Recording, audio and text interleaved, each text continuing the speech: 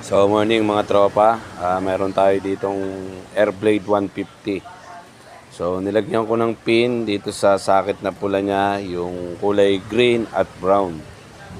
So ganito yung gagawin nyo mga tropa kung gusto nyo makuha yung fault code ng motor nyo. So itong Airblade na to mga tropa ay hindi ito umaandar. So dindiagnose ko siya, chinek ko kung ano yung fault code niya para malaman natin kung anong sira.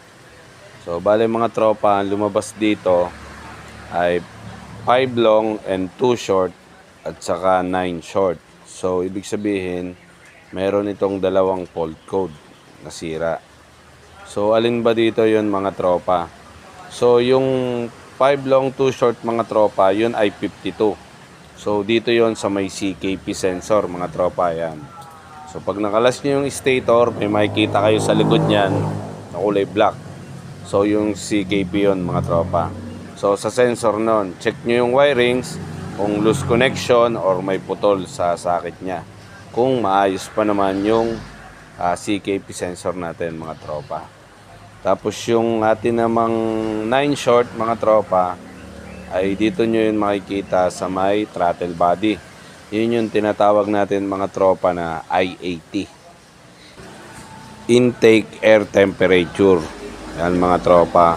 So, ang gagawin nyo doon, i-reset nyo lang ng panibago. Pwede nyo siyang ikutin ng 5.5 turns mga tropa para bumalik sa dati.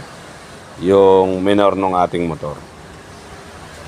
So, ito mga tropa, after nung ma-check natin at na-reset natin, so, dinilig ko na rin yung check engine niya. So, ito mga tropa, umaandar na yung motor. Okay na mga tropa. So, note, wala tayong pinalitan na pyesa dito mga tropa.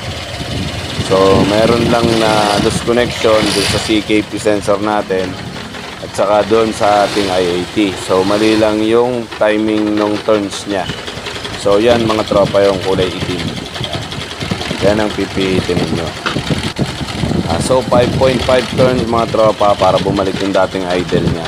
Kasi dinala ito rito na hindi na umaandar. So yun lang mga tropa. Share ko lang sa inyo yung problema ng ADB. Pare-pares yan mga tropa. Honda Click, B1, B2, ADB 150, 160, Airblade 150 at 160. So yun lang mga tropa. At pa-subscribe sa YouTube channel ko.